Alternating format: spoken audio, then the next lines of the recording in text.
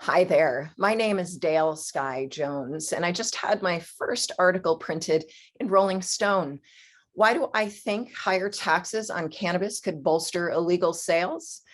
Well, the new year brought on new taxes to the cannabis community, with the California Department of Tax and Fee Administration, the CDTFA, announcing a tax hike on cannabis cultivation starting on January 1st of this year.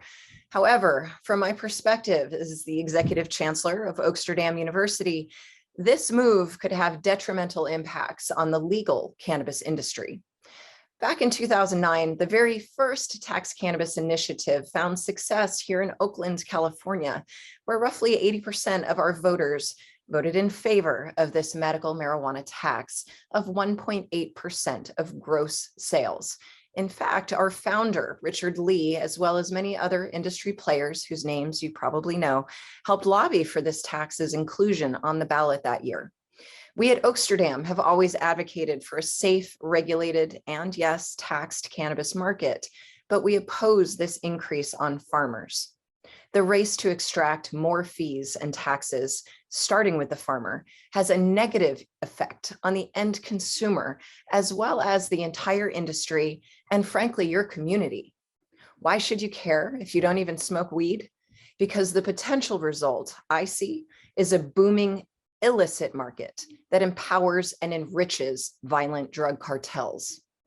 Raising taxes is the opposite of what we as cannabis advocates are working hard to accomplish, which is to lower barriers to get into the industry.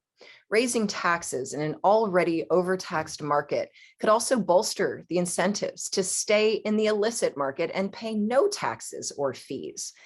The higher cannabis taxes rise, the harder it could be for legitimate businesses to compete with the unregulated growers and sellers. In addition to impacting businesses and consumers, the new cultivation tax especially impacts licensed farmers who are struggling from a price collapse due to overproduction from licensing large farms. The CDTFA is authorized by law to adjust the cultivation tax annually in line with this inflation. But even MJ Biz Daily states that California's wholesale prices for outdoor flower have dropped 60% in the past year, and yet we're seeing a tax increase. The new cultivation tax applies to the cost of production. These costs are magnified every stage of production and passed along to both patients and regular adult consumers. According to the LA Times, California state and local taxes can add 50 or more % to the price of cannabis products in legal shops, causing these illegal market products to remain as strong or even more robust, and those illegal businesses more robust than before the passage of adult use legalization 5 years ago. The city of San Francisco, from whom Oaksterdam was awarded the contract to provide technical assistance for social equity workforce development, has acknowledged this problem and made a move to counteract the new tax to some degree. On December 1st, 2021, city supervisors voted unanimously to suspend the city's cannabis business tax through the end of 2022 as a measure to mitigate illegal cannabis sales. Oaksterdam has been at the forefront of the battle to legalize cannabis for a quarter century. And we're proud that California has served to spark the debate for legalization across the nation. However, our home state has not served as a model for viable taxation models. I believe leaders should take a stand for equity by keeping taxes low and the playing field level for those farmers and businesses just getting established in the industry, as well as prioritizing safety for patients and consumers who deserve a regulated and affordable legal market.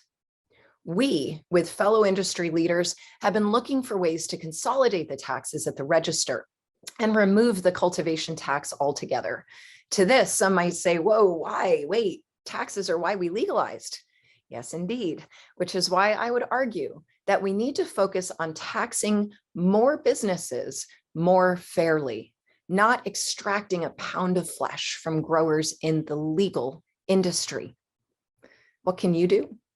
Contact your state and local officials and tell them to remove cultivation taxes because you voted for a safe and legal industry and you support small farmers. Thanks for listening to this message. Go ahead and check out the article at this link. Have a great day.